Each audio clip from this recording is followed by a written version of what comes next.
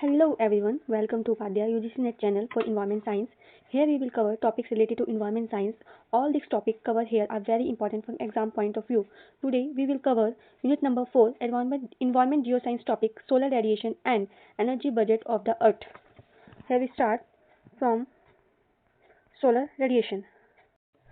Earth receive almost all of its energy from the sun. Earth अपनी जितनी भी energy जो है, अर्थ पे जितनी भी एनर्जी आती है वो सन से आती है. अर्थ कुछ एनर्जी को एब्जॉर्ब करता है और कुछ एनर्जी को स्पेस में रेडिएट बैक कर देता है. ये एब्जॉर्प्शन और रेडिएशन से ही जो रिजल्ट है कि अर्थ ना ही ज़्यादा कभी गर्म होता है ना ही ज़्यादा कभी ठंडा होता है.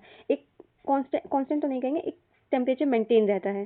ठीक है कि ना, अगर सिर्फ इंसुलेशन होगा, सिर्फ अर्थ पर एनर्जी, सन की एनर्जी आएगी तो अर्थ बहुत ज़्यादा वार्म हो जाएगा. और अगर वो ज़्यादा रेडिएट बैक करेगा तो भी क्या होगा, अर्थ जो है बहुत ज़्यादा ठंडा हो जाएगा. तो इसीलिए अर्थ क्या है, कुछ अमाउंट में एनर्जी को एब्जॉर्ब भी करता है और कुछ अमाउंट में रिफ्लेक्ट बैक भी करता है, जो जिससे कि टेम्परेचर जो है एक मेंटेन रहता है, जिससे कि लाइफ सर्वाइव कर सके. The amount of heat receive by different part of the earth is not the same. जो अर्थ अमाउंट ऑफ हीट रिसीव करता है अलग अलग पार्ट पे, वो हर जगह सेम नहीं है.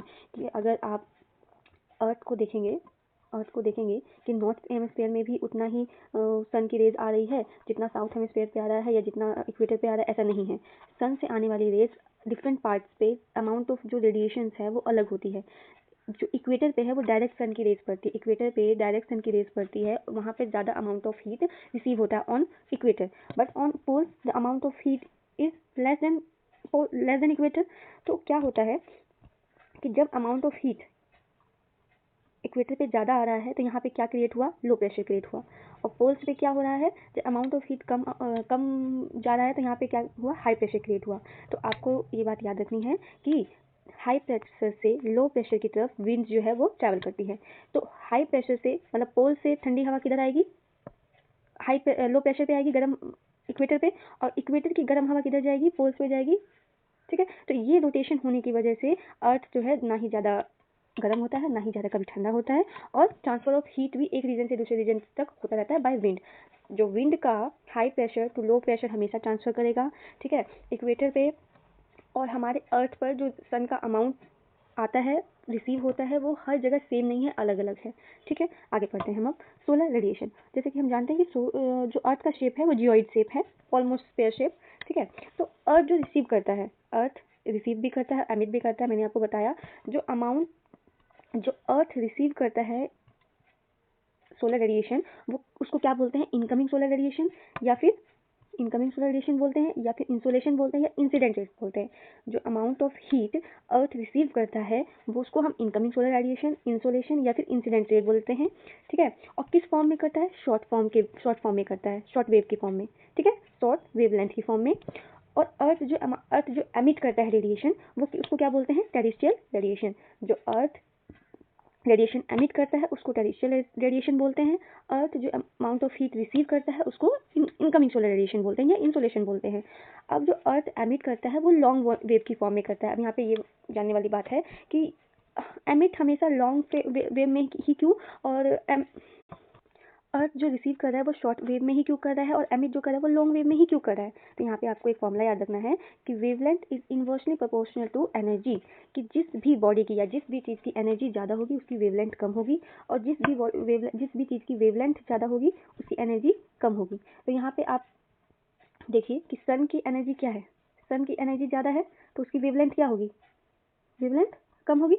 और अर्थ की एनर्जी एज कम्पेयर टू क्या, अर्थ की एनर्जी क्या है, सन से कम है, तो उसकी वेवलेंथ क्या होगी, ज़्यादा. तो इसीलिए wavelength is inversely proportional to energy. Earth जो है हमेशा लॉन्ग वेव के फॉर्म में एनर्जी को ट्रांसफर करता है, और सन जो है वो शॉर्ट वेव में एनर्जी देता है अर्थ को. ठीक है, ये देखिए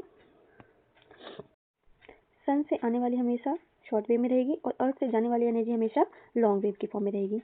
ओके, तो आगे पढ़ते हैं. Sun rays fall obliquely at the top of the atmosphere and Earth receive very small portion of sun energy. अर्थ की रेज जो हमारे अर्थ एटमॉस्फेयर के टॉप पे पड़ती है वो ओब्लिकली पड़ती है और बहुत ही कम अमाउंट ऑफ एनर्जी हम रिसीव कर पाते हैं. जो amount of energy top of the atmosphere हम रिसीव करते हैं उसको क्या बोला जाता है, सोलर फ्लक्स. सोलर फ्लक्स बोलते हैं. और उसकी एवरेज एनर्जी क्या है, 1370 वॉट पर मीटर स्क्वायर, ऐसा यूनिट. ये सोलर फ्लक्स की वैल्यू है, ये आपको याद करनी है, ये भी पूछा जाता है. सोलर आउटपुट जो रिसीव होता है हमारे टॉप ऑफ द एटमॉस्फेयर में, वो ईयरली जो है वेरी करता है, ईयर अकॉर्डिंग टू ईयरली वो वेरी करता है। क्यों वेरी करता है? ड्यू टू द जो हमारे अर्थ और सन के बीच में जो डिस्टेंस है उसकी वजह से। अब ये डिस्टेंस को हम दो तरह से जानते हैं, एपीहीलियन और पेरीहीलियन। ठीक है, अगर अर्थ सन से दूर है तो उस पोजीशन को बोलते हैं एपीहीलियन। अगर अर्थ सन के एकदम पास है, एकदम पास है, सन के पास है, तो उसको क्या बोलते हैं? पेरीहीलियन। ऐसे आप ट्रिक से याद कर सकते हैं, पी से पास, पी से पेरीहीलियन, पीपी। ठीक है, जो जिस दिन पास होता है वो दिन होता है 3 जनवरी, और जो फारदेस्ट डिस्टेंस होता है वो होता है 4 जनवरी को। इसीलिए एनुअली रिसीव आइसोलेशन जो है 3 जनवरी को ज़्यादा होता है एज कम्पेयर टू 4 जनवरी। 3 जनवरी को क्या है, जो अर्थ है वो सन के सबसे नियरेस्ट है। तो उसके बाद इंसोलेशन का अमाउंट और इंटेंसिटी और भी बहुत सी चीज़ों पे डिपेंड करता है कि डे का लेंथ क्या है, सीजन क्या है, कौन सा ईयर है। ठीक है, बहुत सी चीज़ों पे डिपेंड करता है। तो कुछ फैक्टर्स हम आगे पढ़ेंगे। कौन कौन से फैक्टर्स? कि अर्थ अपने एक्सिस ऑर्बिट पे किस एक्सिस पे रोटेट कर रहा है, एंगल ऑफ इंसिडेंट क्या है सन का, सन की रेज का एंगल ऑफ इंसिडेंट पे भी डिपेंड करता है कि कितनी अमाउंट ऑफ और कितनी इंटेंसिटी से सन की रेज अर्थ तक आएगी। डे का लेंथ क्या है, एटमॉस्फेयर की ट्रांसपेरेंसी क्या है, लैंड उसी का कॉन्फिगरेशन क्या है। Variability of isolation at the surface of earth, जो आइसोलेशन आता है, जो हमारे सन की रेज हमारे अर्थ तक आती है, उसकी वेरिएबिलिटी किस पे डिपेंड करती है? सबसे first rotation of the earth on its axis. आपको पता होना चाहिए कि अर्थ जो रोटेट करता है वो एक एंगल बनाता है, स्लाइटली टिल्टेड है हमारा अर्थ जो है वो स्लाइटली टिल्टेड है, जो कि 66.5 डिग्री का एंगल बनाता है। ठीक है, जो सन की रेज पड़ती है वो देखिए, सन की रेज कहाँ ज़्यादा पड़ेगी? अगर रोटेशन के टाइम में अगर अर्थ इस तरफ हुआ तो ज़्यादा सन की रेडिएशन कहाँ पड़ रही है? नॉर्थ हेमिस्फीयर में। अगर वही हमारा अर्थ इस तरफ आया तो सन की रेडिएशन कहाँ ज़्यादा पड़ेगी? सॉरी, यहाँ आएगा, ये एंगल बनाएगा, सन की रेडिएशन कहाँ ज़्यादा पड़ेगी? साउथ हेमिस्फीयर में। तो जो ये एंगल बनाता है अर्थ अपने ही ऑर्बिट पे 66.5 का, उससे भी ग्रेटर इन्फ्लुएंस करता है ये भी कि कितना अमाउंट ऑफ इंसुलेशन अलग अलग लैटिट्यूड पे अर्थ रिसीव करेगा। Okay, second, angle of incident inclination of the sun rays, कि किस एंगल से हमारे जो सन की रेज है हमारे अर्थ पर गिर रही है। The amount of insulation receive depends on the angle of incident of sun rays. देखिए क्या होता है कि सन की रेज वर्टिकली भी ऐसे गिरती है और स्लैंट रेज ऐसे भी आती है। ठीक है, ये डायरेक्टली आना वर्टिकल और ऐसे तिरछी होकर आना, इसको बोलते हैं स्लैंट रेज। ठीक है, ये वाली स्लैंट रेज होती है। तो डिपेंड ऑन द लैटिट्यूड पे डिपेंड करता है कि हायर द लैटिट्यूड जितनी ज़्यादा, देखिए क्या है, ये अर्थ है, ये इक्वेटर है, यहाँ 0 डिग्री, ये 30 डिग्री, ये 60 डिग्री, ये 90 डिग्री। तो जैसे जैसे हम ऊपर जाएंगे इसको बोलते हैं हायर लैटिट्यूड, और ये ऊपर जाएंगे हायर लैटिट्यूड इक्वेटर से, और ये जो 30 डिग्री, ये 15 डिग्री, ये लोअर लैटिट्यूड। ओके, तो जैसे जैसे हम हायर लैटिट्यूड पे जाएंगे हमारा जो है लेस एंगल बनाएगा make with the surface of earth. हमारा जो अर्थ है सन की रेडिएशन जैसे जैसे आएगी कम एंगल बनाएगा, तो जिससे क्या होगा? स्लैंट रेज क्रिएट होंगी। ये पहले बताया ना आपको, ये स्लैंट रेज है, एंगल कम बनता है, ये स्लैंट रेज है। ठीक है, हायर लैटिट्यूड, जैसे जैसे लैटिट्यूड ऊपर की तरफ जाएगा एंगल जो है वो एंगल कम होगा, जिसको हम क्या बोलते हैं? स्लैंट रेज बोलते हैं। और डायरेक्ट पर ना ये हायर एंगल बना रहा है, ये वर्टिकल रेज है। ओके, तो vertical ray cover less area, vertical रे क्या कर रहा है? लेस एरिया को कवर कर रहा है। देखिए वर्टिकल रेज जो है ये देखिए लेस एरिया को कवर कर रहा है, और स्लैंट रेज क्या है? ये ज़्यादा एरिया को कवर कर रहा है ना। तो vertical ray cover less area and slant rays cover more area. ज़्यादा एरिया कवर करेगा तो एनर्जी का डिस्ट्रीब्यूशन क्या होगा? ज़्यादा होगा। जब एनर्जी डिस्ट्रीब्यूट हो जाएगा, जब हमारे पास कम चीज़ है और वो डिस्ट्रीब्यूट ज़्यादा हो रहा है, तो नेट एनर्जी जो रिसीव होगी पर यूनिट एरिया वो भी तो कम होगा ना। आपके पास अगर 10 रुपये हैं, आप उसको 100 बच्चों में बांट दें तो सबको तो कम कम मिलेगा ना। उसी तरह से जब आपके पास एरिया ज़्यादा है, ठीक है, और एनर्जी का डिस्ट्रीब्यूशन हो रहा है ज़्यादा एरिया में, तो क्या होगा? नेट जो receive energy per unit area वो कम मिलेगा। तो जो हायर लैटिट्यूड्स में स्लैंट रेज बन रही है वो ज़्यादा एरिया में डिस्ट्रीब्यूटेड होती है, जिसकी वजह से वहाँ पे जो नेट एनर्जी रिसीव होती है वो कम होती है। और पोल्स और इक्वेटर पे क्या होता है? कम एरिया में एनर्जी डिस्ट्रीब्यूट होती है, डायरेक्टली पड़ती है। कम एरिया में वर्टिकल रेज आती है, डायरेक्ट आती है, जिसकी वजह से एनर्जी जो है नेट एनर्जी रिसीव जो है वो इक्वेटर पे ज़्यादा होता है। इसलिए देखिए, अगर आप हमारे इंडिया में ही देखिए, अभी जो है नॉर्थ की तरफ में कितनी ठंडी पड़ी हुई है, और वही साउथ की तरफ में जाएंगे तो साउथ जो है वो इक्वेटर से पास में है, वहाँ का टेम्परेचर नॉर्थ इंडिया से ज़्यादा है। तो आपको जैसे जैसे लैटिट्यूड ऊपर की तरफ बढ़ता जाएगा एनर्जी का डिस्ट्रीब्यूशन ज़्यादा होता जाता है। एनर्जी ज़्यादा डिस्ट्रीब्यूट होगी तो नेट एनर्जी रिसीव जो है पर यूनिट एरिया कम होता जाएगा। ओके, अब हम आगे चलें। Length of the day, equator पे क्या है? इक्वेटर पे डे लेंथ, दिन की जो लंबाई है वो ज़्यादा होती है 12 घंटे की। जैसे आपने देखा होगा गर्मियों में जो है दिन लंबे होते हैं और ठंड में क्या हो जाता है? दिन कम होते हैं। तो जो इक्वेटर पे है वो डे लेंथ 12 घंटे का रहता है थ्रू आउट द ईयर। और जैसे जैसे हम ऊपर की तरफ जाएंगे जैसे जैसे हम हाई लैटिट्यूड पे जाएंगे, यहाँ पे जो दिन है ये 12 आवर का है, जैसे जैसे ऊपर जाएंगे डे लेंथ जो है वो कम होती जाएगी पोल्स की तरफ, दिन छोटे होते जाएंगे और रात जो है वो लंबी होती जाएगी जैसे जैसे हम एल्टीट्यूड वाइज ऊपर जाते जाएंगे। तो डे लाइट मोर, जितना लंबा दिन उतना ज़्यादा इंसुलेशन रिसीव होगा, और जितना ज़्यादा इंसुलेशन रिसीव होगा वहाँ का टेम्परेचर ज़्यादा होगा। ठीक है, special distribution of the insulation. अब ये special distribution of the insulation, अब इंसुलेशन जो है स्पेशल डिस्ट्रीब्यूशन पे भी डिपेंड करता है। जैसे कि ट्रॉपिक रिसीव करता है 320 वाट पर मीटर स्क्वायर एनर्जी, पोल रिसीव करता है 70 वाट पर मीटर स्क्वायर एनर्जी। ट्रॉपिक पे देखिए कितनी ज़्यादा एनर्जी रिसीव हो रही है, पोल पे कितनी कम। बताया ना कि जैसे जैसे एल्टीट्यूड बढ़ता जाएगा सोलर जो रेज जो है वो स्लैंट रे बनाएगी और डिस्ट्रीब्यूशन ज़्यादा होगा एनर्जी का, डिस्ट्रीब्यूशन एनर्जी का ज़्यादा होगा तो नेट एनर्जी जो है वो कम हो जाएगी। तो पोल पे एनर्जी बहुत कम है। मैक्सिमम इंसुलेशन कहाँ होता है? सब ट्रॉपिकल डेजर्ट में होता है। अब सब ट्रॉपिकल डेजर्ट क्या होता है? देखिए ये अर्थ है, ये इक्वेटर है, ये पोल है। सब ट्रॉपिकल डेजर्ट 30 से 60 के एरिया में जो भी आता है इसको बोलते हैं सब ट्रॉपिकल डेजर्ट। 30 लैटिट्यूड से 60 डिग्री लैटिट्यूड के बीच में जो आता है इनको बोलते हैं सब ट्रॉपिकल डेजर्ट एरिया, यहीं पे आता है।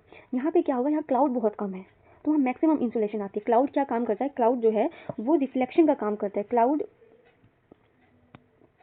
जो है रिफ्लेक्शन का काम करता है। सबसे ज़्यादा जो रिफ्लेक्ट होती है लाइट, सोलर रेडिएशन, वो क्लाउड की वजह से होती है। Equator receive less insulation, equator से कम इंसुलेशन आता है, सूरज की रोशनी कम आती है देन ट्रॉपिक से। अब आप कहेंगे कि मैम इक्वेटर पे तो डायरेक्ट सन की रेज पड़ती है, वहाँ पे तो ज़्यादा इंसुलेशन होना चाहिए। नहीं, लेकिन वहाँ पे कम होता है देन ट्रॉपिक से, ट्रॉपिक वाला एरिया से ज़्यादा कम होता है। क्यों होता है? देखिए इक्वेटर पे क्लाउड का फॉर्मेशन ज़्यादा होता है। जब सन की रेज डायरेक्टली पड़ती जाएगी तो वहाँ पे क्या होगा, इवेपोरेशन भी ज़्यादा होगा। इवेपोरेशन होने की वजह से क्लाउड होता है। क्लाउड होगा तो सन की रेज क्या होगी, डायरेक्टली रिफ्लेक्ट बैक हो जाएगी। तो इक्वेटर पे इवेपोरेशन प्रोसेस ज़्यादा होता है। इवेपोरेशन प्रोसेस ज़्यादा होने की वजह से वहाँ पे जो है मोर क्लाउड रिफ्लेक्ट करते हैं, 27% सन की रेज को रिफ्लेक्ट बैक कर देते हैं। इसलिए सन जो है वो कम इंसुलेशन रिसीव करता है इक्वेटर देन पोल होता है, लेकिन देन ट्रॉपिक। देखिए मैंने यहाँ पे आपको समझ भी कर दिया है, इक्वेटर पे ज़्यादा क्लाउड बनेगा, सन रिफ्लेक्ट कर जाएगा, लेस इंसुलेशन। ट्रॉपिक्स पे लेस क्लाउड फॉर्मेशन होगा। इसलिए आप जितना भी देखेंगे जो डेजर्ट एरिया है वो ट्रॉपिक वाले एरिया में है, इक्वेटर पे आपको डेजर्ट एरिया नहीं मिलेगा।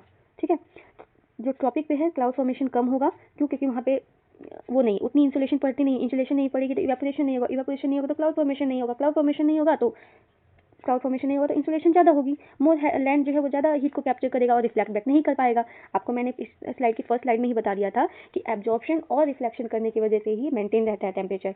अब जब इवेपोरेशन ही नहीं होगा, ज़्यादा हीट नहीं होगी, इवेपोरेशन ही नहीं होगा तो क्लाउड फॉर्मेशन नहीं होगा, क्लाउड फॉर्मेशन नहीं होगा तो ज़्यादा इंसुलेशन होगा, है ना।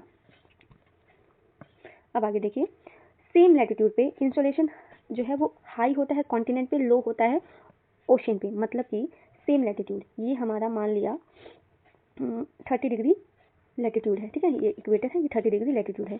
एक यहाँ पे ओशन है और यहाँ पे लैंड है, ठीक है, दोनों पे सन की रेज पड़ रही है, लेकिन लैंड जल्दी गर्म होगा और जो पानी है, जो ओशन या जो सी वाला एरिया है वो धीरे धीरे टाइम लेगा वो गर्म होने में। लैंड बहुत जल्दी गर्म हो जाता है, ठीक है। तो क्या बोल रहे हैं, सेम लैटिट्यूड पे इंसुलेशन हाई होगा किस पे, कॉन्टिनेंट पे। ओशन क्या होगा, ओशन धीरे धीरे बहुत ही, और जो पानी है उस वो जो है वाटर की स्पेसिफिक हीट बहुत ज़्यादा होती है जिसकी वजह से वो टाइम लेता है गर्म होने में, ठीक है। सेम लैटिट्यूड पे इंसुलेशन पड़ रही है लैंड और सी पे, लेकिन लैंड जल्दी गर्म हो रहा है और जो वाटर है वो टाइम ले रहा है, क्योंकि वाटर की स्पेसिफिक हीट ज़्यादा है, ठीक है। और वही अगर पानी गर्म हो जाएगा उसको टाइम लगता है फिर ठंडा होने में, ठीक है। लैंड जल्दी ठंडा होगा, जितनी जल्दी गर्म होगा उतनी जल्दी ठंडा भी होगा, लेकिन पानी एक बार गर्म हो जाएगा तो उसको ठंडा होने में भी बहुत टाइम लगेगा और वो गर्म होने में भी बहुत टाइम लेता है। इसलिए कहा गया है कि सेम लैटिट्यूड पे इंसुलेशन पड़ रही है तो इंसुलेशन किस पे ज़्यादा पड़ेगी, हाई ऑन कॉन्टिनेंट और लो ऑन ओशन। इसलिए आपने देखा होगा कि जो समुद्र के आसपास वाला एरिया है वो टेम्परेचर ना ज़्यादा गर्म होता है ना ही ज़्यादा वो ठंडा रहता है, टेम्परेचर मेंटेन रहता है। वही अगर लैंड वाला एरिया है वो जो है वो ज़्यादा हीट कैप्चर करता है, वो गर्म रहता है। Because of the cloud cover the ocean reflect back. अब एक और बात है कि ओशन के आसपास रिफ्लेक्ट इवेपोरेशन से क्लाउड भी बनेगा, जिससे क्या होगी, सनरेज जो है रिफ्लेक्ट बैक हो जाएगी। In winter middle and higher latitude receive less radiation than summer. Middle और हायर लैटिट्यूड में जो सन की रेज रिसीव होती हैं वो कम होती है एज कम्पेयर टू समर। तो अगला यहाँ तक आपको समझ आ गया होगा। अब आगे पढ़ते हैं, passage of solar radiation through atmosphere. अब देखिए हमारी जो इनकमिंग सोलर रेडिएशंस है वो हमारे अर्थ सरफेस पे पहुंचने से पहले क्या करती है, अर्थ सरफेस से पहले उसको पहुंचने से पहले हमारे एटमॉस्फेयर से गुजर कर जाना होता है इनकमिंग सोलर रेडिएशन को। अब उस एटमॉस्फेयर में वाटर वेपर है, ओजोन है, दूसरी गैसेज में CO2 है। ये सब क्या करती है, ये सब भी हमारे सन रेज से आने वाली नियर इंफ्रारेड को एब्जॉर्ब करती है और टेम्परेचर हमारे अर्थ का इंक्रीज करती है। जिस सन की रेज हमारे अर्थ पे आती है, सरफेस पे आती है, उससे पहले वो एटमॉस्फेयर में ट्रैवल होकर उसको जाना पड़ता है। तो वहाँ पे सन की जो विजुअल रेज हैं वो जो है उस विजुअल स्पेक्ट्रम जो है वो स्कैटर करती है लाइट को। स्कैटर करने की वजह से ही जो हमारी स्काई का कलर है वो ब्लू होता है और हमारे सन का जो कलर है वो रेड होता है। ठीक है, स्कैटरिंग ऑफ लाइट की वजह से। आगे चलते हैं। And cooling of atmosphere, there are different ways of heating and cooling of atmosphere. हमारा अर्थ जब सन की रेज जो आती है, जो इंसोलेशन आती है, अब वो ट्रांसमिट बैक जो होती है वो किस फॉर्म में, मैंने आपको बताया था, लॉन्ग वेव की फॉर्म में। सन की रेज आई अर्थ सरफेस तक, अर्थ ने उसको एब्जॉर्ब किया, अब वो कुछ जो है वो रिफ्लेक्ट बैक करेगी डायरेक्टली और इनडायरेक्टली भी। वो किस फॉर्म में करती है, लॉन्ग वेव की फॉर्म में करती है। तो जब वो रेडिएशन जाती है वो एटमॉस्फेयर से गुजर कर ही रिफ्लेक्ट बैक होती है। तो वो हीटिंग और कूलिंग का कारण ये तीन चीज़ है, कंडक्शन, कन्वेक्शन और एडवेक्शन। ये तीनों की वजह से हमारा अर्थ जो है वो कूल भी होता है और हीटिंग भी होती है और कूलिंग भी होती है। तो सबसे पहला है conduction. The air in contact with land gets heat up slowly and upper layer of contact with the lower level get heat call conduction. जब हमारी एयर लैंड के कॉन्टैक्ट में आती है तो क्या होगी वो एयर, अब इंसोलेशन से सरफेस गर्म हो गया है, अब वो एयर क्या हुई, उस सरफेस के कॉन्टैक्ट में आई, अब वो हवा गर्म हुई और गर्म होने के बाद क्या है, वो लो प्रेशर क्रिएट हुआ, अब हवा वो ऊपर की तरफ जाएगी और क्या होगा, ऊपर वाली हवा गर्म हो जाएगी। तो लोअर लेयर से अपर लेयर का कॉन्टैक्ट में आना विद लोअर लेयर, उससे क्या हुआ, अब ऊपर वाली हवा गर्म होगी। इसी प्रोसेस को हम क्या कहते हैं, कंडक्शन। कंडक्शन होने के लिए दो अनइक्वल टेम्परेचर का होना बहुत जरूरी है कि एक गर्म ज़्यादा और एक गर्म कम होगी, तभी ये प्रोसेस हो पाएगा। ठीक है, वार्मर से हमेशा कूलर की तरफ, मतलब गर्म एनर्जी का फ्लो किससे होगा, वार्मर टू कूलर। नीचे वाली सरफेस है अर्थ, नीचे अर्थ सरफेस है।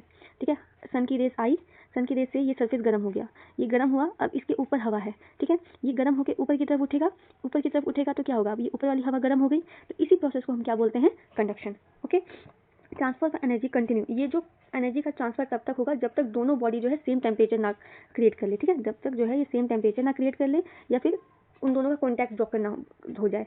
कंडक्शन क्या है, इंपॉर्टेंट है लोअर लेयर ऑफ एटमॉस्फेयर के लिए।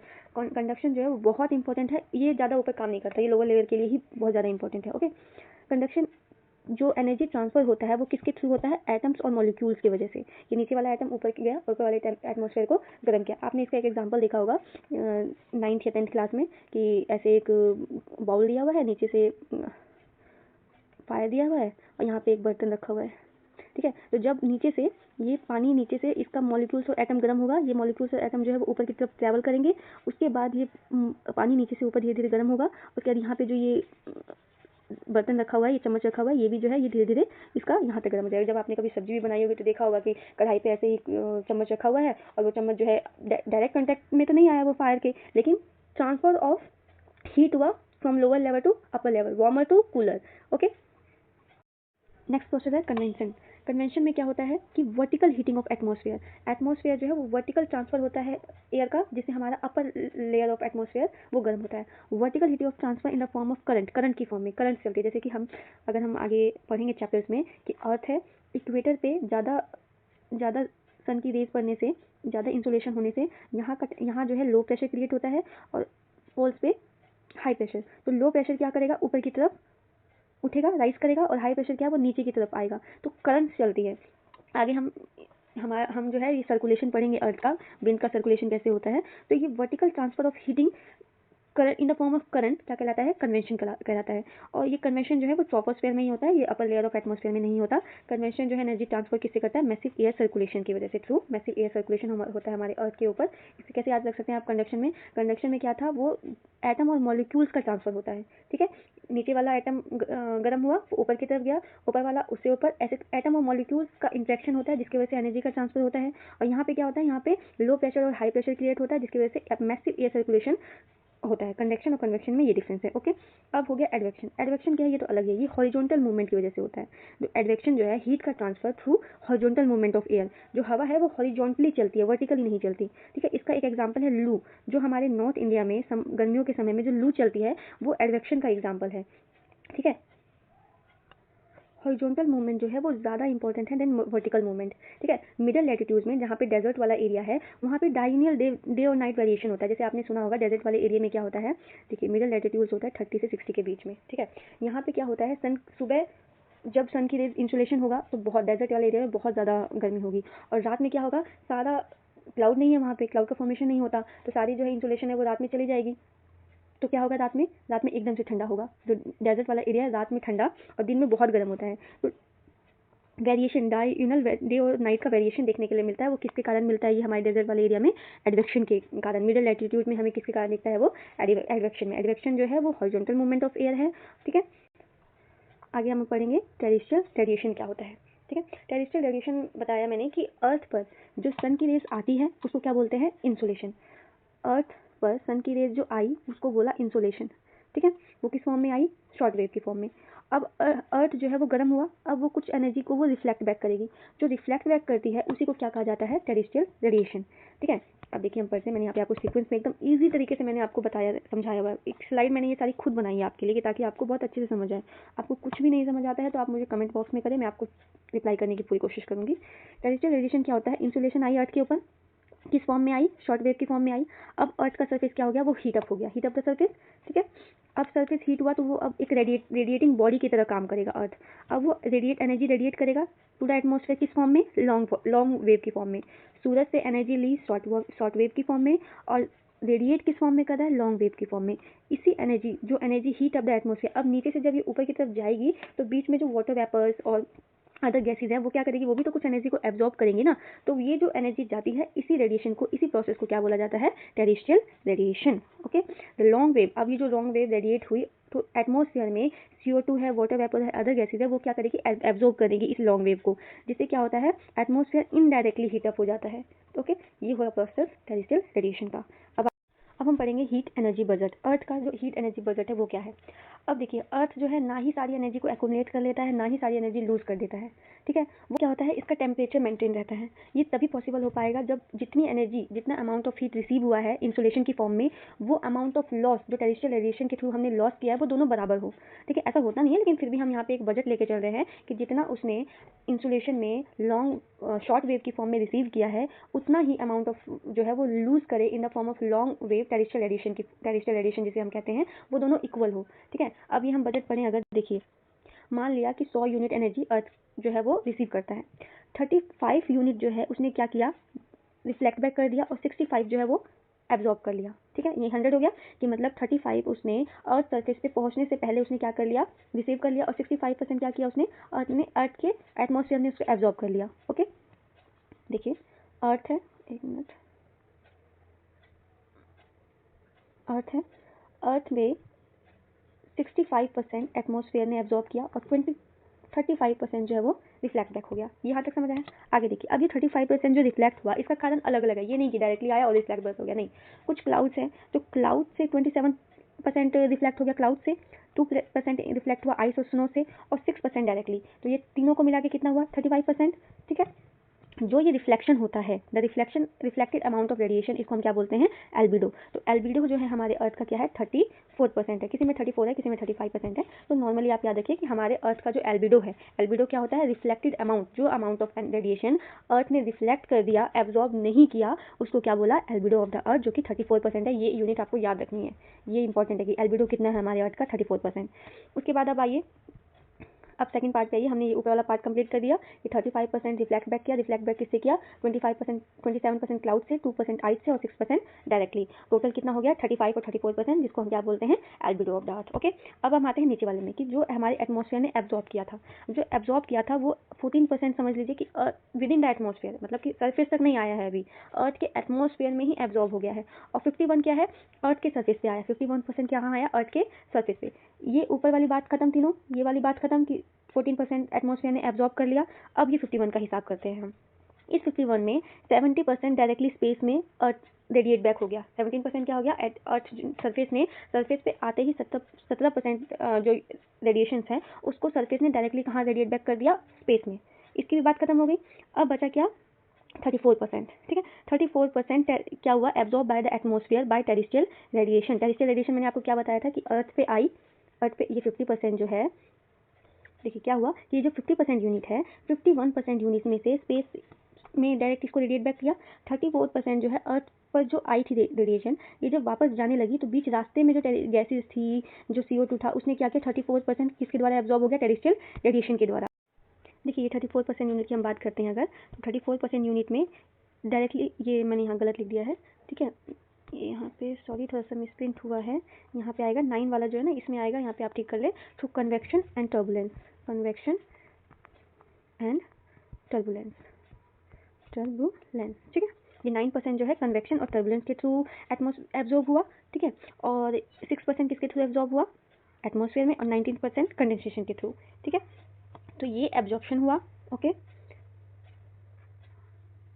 अगर हम देखें तो एटमॉस्फेयर ने कितना एब्जॉर्ब किया, रिफ्लेक्ट बैक कितना हुआ, एब्जॉर्ब कितना हुआ, देखिए एटमॉस्फेयर ने 14 और 48% जो है ये एटमॉस्फेयर ने एब्जॉर्ब किया, अलग अलग प्रोसेस के थ्रू किया लेकिन एब्जॉर्ब किया ना, ठीक है, 48%। उसके बाद और 17% ये एब्जॉर्ब होने के बाद, 17% एब्जॉर्ब होने के बाद अर्थ के सरफेस ने क्या किया, डायरेक्टली स्पेस में रिफ्लेक्ट बैक किया, तो ये कितना हो गया 65। तो हिसाब में मिल गया ना, देखिए 65% एटमॉस्फेयर ने एब्जॉर्ब किया था और 35% किसने, ये डायरेक्टली ही पहले ही रिफ्लेक्ट बैक कर चुका था, ठीक है। तो हमारे पास 100 का हिसाब आ गया। देखिए अर्थ पे रेडिएट बैक कितना हुआ, 48%, 14 इंसुलेशन और 34 टेरेस्ट्रियल के थ्रू, और ये मिलके हो गया 65% radiate back through the earth atmosphere, okay. ये हमारा अर्थ का एनर्जी बजट है, इसको बस आप गो थ्रू कर लीजिए। आपको मेनली बस ये याद रखना है कि अर्थ का एल्बिडो 34% होता है, ठीक है, एब्जॉर्ब करता है अर्थ एटमॉस्फेयर। ये कुछ पॉइंट्स आपको याद रखने पड़ेंगे। 51% जो है वो अर्थ सरफेस एब्जॉर्ब करता है, 31 to 34% रेंज है कि एल्बिडो है अर्थ का, ठीक है, डायरेक्टली जो कि रिफ्लेक्ट बैक कर देता है। और अर्थ सरफेस से आने के बाद जो टेरेस्ट्रियल रेडिएशन के थ्रू स्पेस में डायरेक्टली अर्थ सरफेस से रिफ्लेक्ट होता है वो 17 to 9% है, जो अर्थ सरफेस रिफ्लेक्ट करता है, ठीक है, earth surface reflected, okay. Now move to next point. ये अर्थ का जो एनर्जी ट्रांसफर होता है मैंने आपको बताया, ये किसके थ्रू होता है, रेडिएशन, कंडक्शन और कन्वेक्शन के थ्रू। ये हमारा आज अर्थ एनर्जी बजट और सोलर रेडिएशन कंप्लीट हो गया है। अगर आपको कुछ भी ना समझ आया हो, कोई भी प्रॉब्लम हो, आप मुझसे कमेंट बॉक्स में पूछ सकते हैं। Feel free to ask. Thank you. Please like, share and